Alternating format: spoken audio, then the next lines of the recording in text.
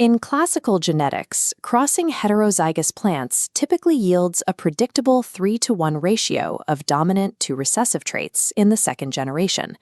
Biological systems sometimes deviate from this model. Consider the snapdragon. We start by crossing a true breeding red parent carrying two capital R alleles with a true breeding white parent carrying two lowercase r alleles. The first generation of offspring fails to resemble either parent. Instead of red or white, the resulting RR heterozygote produces an intermediate pink flower. To trace the logic behind this, we must observe the next generation by self-pollinating these pink F1 heterozygotes. The underlying genetic distribution remains perfectly Mendelian. The results match the expected probabilities: one RR pair, two RR pairs, and one RR pair, a precise 1-to-2-to-1 genotypic ratio. Yet when we look at the physical colors, the expected 3-to-1 ratio is missing. We see one red, two pink, and one white flower. This reveals a disconnect. While the genetic inheritance follows predictable mathematical rules, the physical expression of those genes suggests a different mechanism is at play. The R allele does not completely dominate the R allele. To understand why, we have to look past the idea of genes as simple binary switches and examine the actual biochemical output inside the cell. A gene functions as a sequence of biological information required to express a particular trait, usually by producing a specific protein, such as an enzyme. This schematic of a diploid cell shows two identical alleles actively reading their genetic code to output the same three-dimensional enzyme. The enzyme's purpose is to find substrate S and transform it to build a trait. If a mutation occurs, it creates a heterozygote. One allele is now modified, changing the instructions and altering the physical shape of the enzyme it produces. This leads to several possibilities. First, the modified enzyme remains functional. It may be less efficient, but it can still successfully transform the substrate. In the second case, the modification alters the enzyme shape so severely that it becomes non-functional, failing to connect with the substrate entirely. In the third case, the mutation prevents the allele from producing any enzyme at all, leaving the substrate untouched. Recessiveness occurs in these latter cases, where the modified allele provides most functional biochemical assistance to the cell. In these states, the organism's physical appearance relies entirely on the functioning output of the single unmodified allele. We can now apply this enzyme framework to the snapdragon. The snapdragon is pink because a single functioning R allele cannot produce enough enzymes to fully catalyze the substrate into red pigment. Dominance is a quantitative biochemical threshold. While incomplete dominance involves a partial threshold, other cases involve alleles that produce distinct, fully functional products simultaneously. This is codominance. Human ABO blood grouping is a primary example. The sugar polymers on the surface of red blood cells are controlled by a single gene, gene I. Within the human population, three distinct alleles exist for this gene: IA, IB, and lowercase I. The IA allele synthesizes a specific triangle-based sugar. The IB allele synthesizes a circle-based sugar. The lowercase I allele produces no sugar at all. Despite these three variations in the species, each individual is diploid and can only possess two of these alleles. If an individual inherits IA and lowercase I, the membrane populates exclusively with IA sugars. IA is dominant because the I allele provides no competing sugar production. However, inheriting both IA and IB triggers codominance. Both alleles fully express their sugars on the cell surface. They do not mask one another or blend. Because this system utilizes three possible genetic variations, it is an example of multiple alleles. Because of the diploid limit in individuals, multiple alleles can only be observed by studying the population. These three alleles mathematically combine into 6 different genotypes, which express as the 4 blood types seen in human physiology. Codominance shows that when two alleles both produce independent, functional biochemical products, the cell simply utilizes both. This raises a specific technical question. Can a single gene pair simultaneously display both complete and incomplete dominance? Starch synthesis in pea seeds provides the answer. This process is governed by a single gene with two alleles, B and B. BB homozygotes synthesize starch with high efficiency, while BB homozygotes operate with much lower efficiency. On a macroscopic level, the BB genotype produces a round seed, while the BB genotype produces a wrinkled seed. The BB heterozygote produces a round seed. Regarding outer shape, B shows complete dominance over B. However, the same gene also controls the size of starch grains. Microscopically, BB seeds are filled with large grains, while BB seeds contain very small ones. Inside the round BB seed, the starch grains are intermediate in size, larger than the BB grains, but smaller than the BB grains. Regarding grain size, these same alleles exhibit incomplete dominance. When one gene produces multiple effects, the type of dominance we observe changes based on which trait we choose to measure. A mid-level biochemical output can cross the threshold for a round seed shape, even while it remains a measurable gradient at the microscopic level. Moving beyond Mendelian basics reveals three distinct ways that inheritance deviates from a simple dominance binary. We have seen intermediate thresholds in snapdragons, simultaneous expression in blood cells, and the relative dominance found in starch synthesis. These three examples demonstrate that dominance is not a fixed, autonomous feature programmed into a gene.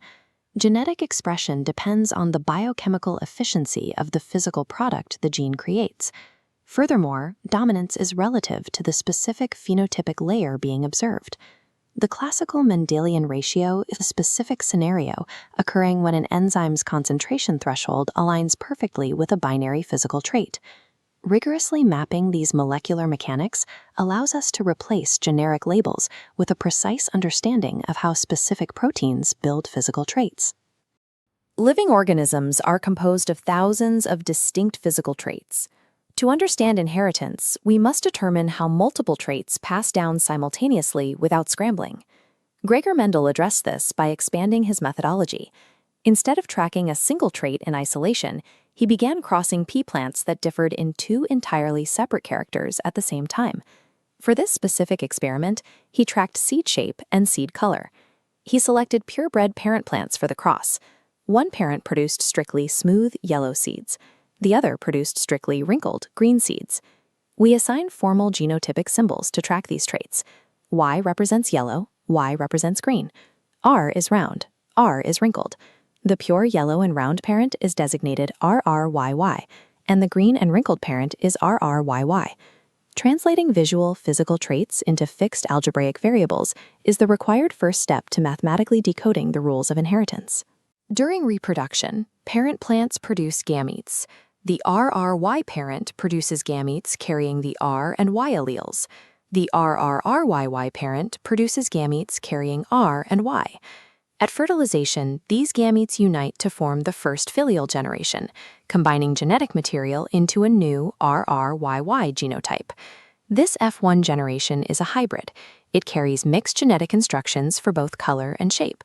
Yet physically, every single seed resulting from this F1 generation looks identical. They are all entirely yellow and perfectly round.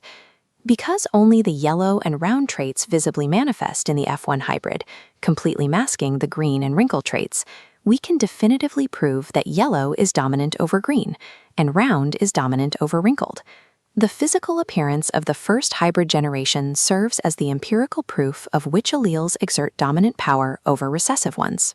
Mendel advanced the experiment by allowing these new F1 hybrid plants, the RRYY generation, to self-hybridize.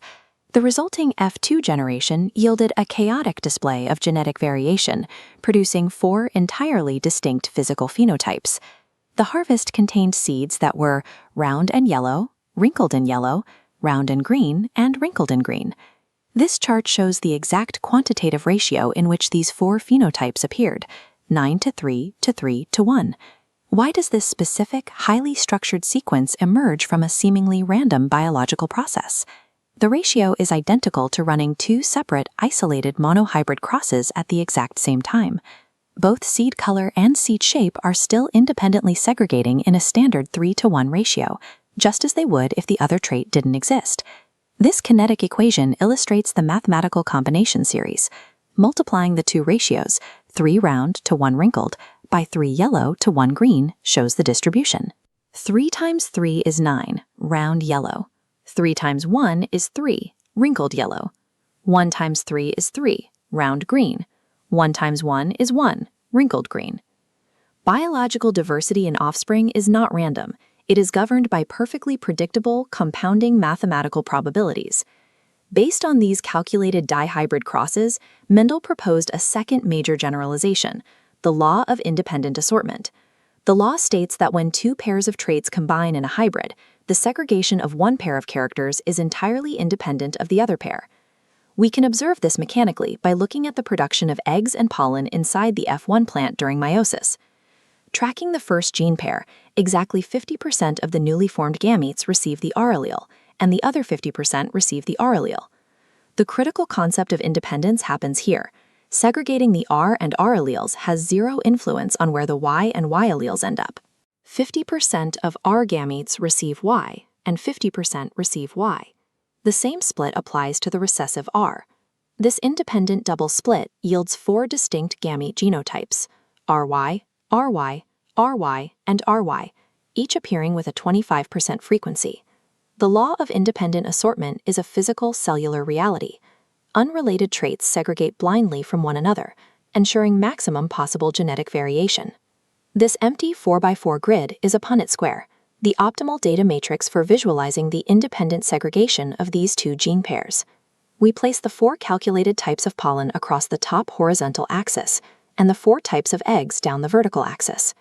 Each intersection on the grid represents a unique fertilization event, creating a specific F2 zygote.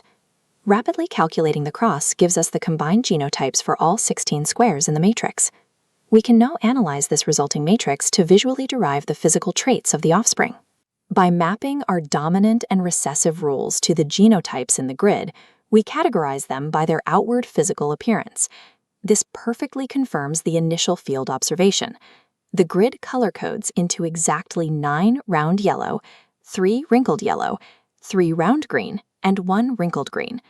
The Punnett square successfully translates abstract meiotic probabilities into a definitive visual catalog of every mathematically possible fertilization event. This leads to a final question regarding the total distinct types formed in the F2 generation. We know the total number of physical phenotypes formed is 4, precisely matching our visual observation. But how many unique genotypes, the literal combinations of letters, exist within those 16 squares?